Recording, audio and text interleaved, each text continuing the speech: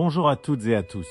Aujourd'hui, je vous présente La Traversée, une œuvre d'Alain Godon réalisée entre 2023 et 2024. À première vue, nous découvrons le port de Saint-Tropez dans toute son effervescence, les yachts, les bateaux en bois verni, les voitures de sport, les terrasses animées et cette lumière méditerranéenne qui donne au tableau une apparence joyeuse.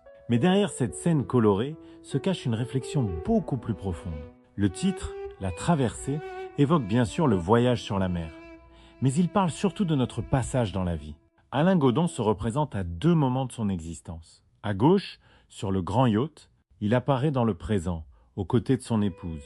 À droite, dans une petite barque, nous le retrouvons plus âgé, accompagné d'un passeur vêtu d'un ciré jaune. Cette figure symbolise discrètement la mort. Dans la barque, une simple pièce d'or rappelle l'obole que l'on donnait autrefois à Charon, dans la mythologie grecque, pour franchir le fleuve des morts. Face au yacht, au Ferrari, au Lamborghini et au signe extérieur de réussite, cette petite pièce prend alors tout son sens. Au terme du voyage, rien de matériel ne peut être emporté.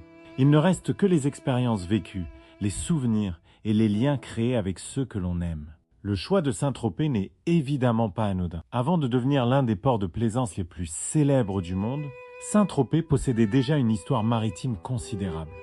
Au XVIIIe siècle, la cité était le troisième port français de Méditerranée. Des marins tropéziens naviguaient jusque dans l'Empire ottoman et certains franchissaient même le cap Horn.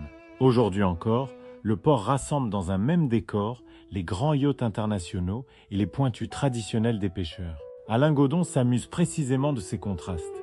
Parmi les navires apparaît le Vajoli Roja, ancien bateau de Johnny Depp et Vanessa Paradis. Les bateaux Riva rappellent aussi un souvenir personnel à 16 ans.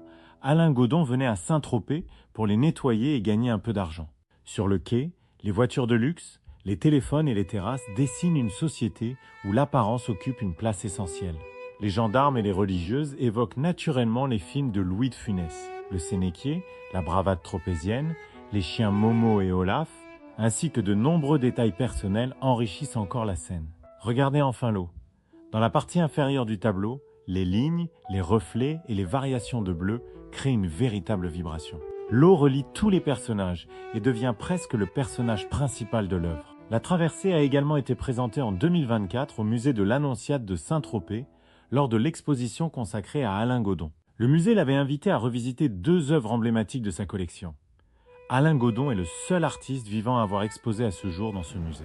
Un lieu majeur de l'art moderne, intimement lié à Paul Signac, mais aussi à Matisse, Derain, Cros et Marquet. Finalement, La Traversée nous rappelle une idée simple. Les richesses restent sur le quai, mais les souvenirs, eux, continuent le voyage. Merci de m'avoir suivi. N'oubliez pas de liker cette vidéo et de vous abonner pour découvrir d'autres histoires d'Alain Godon. À très bientôt.